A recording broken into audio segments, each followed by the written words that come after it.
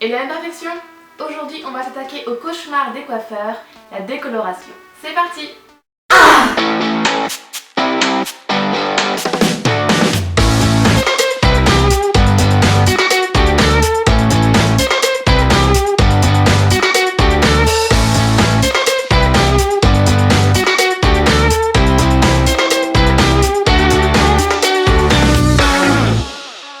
Mais à quoi ça sert? La décoloration permet à ton cheveu d'obtenir une teinte plus claire que celle que tu as naturellement. Tout simplement en éliminant la mélanine, donc des pigments qui se trouvent dans ton cheveu qui donnent la couleur à ton cheveu, et en la supprimant pour qu'elle devienne plus claire. Le résultat de ta décoloration dépend de deux facteurs, la progression de ta décoloration et la force de ta décoloration. En gros, comment ça fonctionne? Dans une décoloration, on va trouver plusieurs agents éclaircissants. Le peroxyde d'hydrogène, c'est lui qui va attaquer les pigments de mélanine, des percelles et de l'ammoniac qui est contenu dans la poudre bleue lorsque tu fais ton mélange. Tout simplement, le peroxyde d'hydrogène va ouvrir ta cuticule, y rentrer, et par des interactions ioniques, protéines, bref, je te passe tout le détail. Il va permettre de détruire tes pigments, mais tout en fragilisant le cheveu, en changeant sa nature, puisqu'il va détruire certaines liaisons qui existaient dans ton cheveu. Ne nous étalons pas. Plus la mélanine est éliminée, plus ton cheveu va devenir clair. De plus, il existe différents produits selon le taux d'éclaircissement que tu veux avoir. Par exemple, pour une décoloration plutôt faible de 2 à 3 tons, on va pouvoir prendre de l'huile éclaircissante, donc qui va moins abîmer ton cheveu. Et pour une décoloration plutôt forte, on va pouvoir prendre des percelles dans une poudre bleue qui va vraiment décolorer le plus possible ton cheveu. Personnellement, j'ai tenté deux sortes de décoloration.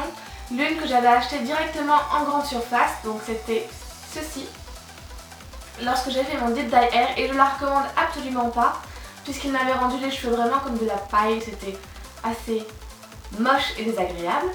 Puis j'ai essayé ceci, donc l'oxydant et la poudre bleue, ce qui m'a permis de pouvoir doser mon mélange, et finalement mes cheveux sont bien sûr un peu abîmés, mais franchement ils sont toujours aussi jolis, aussi brillants, aussi soyeux, bref, tout ce que tu veux. Et donc quelques conseils qui m'ont sauvé mes cheveux, tout simplement d'appliquer d'abord de l'huile de coco